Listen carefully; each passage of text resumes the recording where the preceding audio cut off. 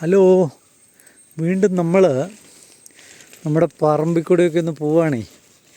ഇതുണ്ടോ, നല്ല ഇടതൂർന്ന വനപ്രദേശം.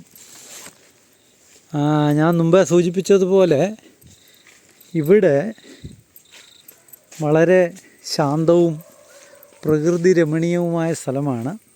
ഞാനിപ്പോൾ പോകുന്നത് നമ്മുടെ ഒരു നല്ല കാന്താരിച്ചീനി ഇവിടെ നിൽപ്പുണ്ട്.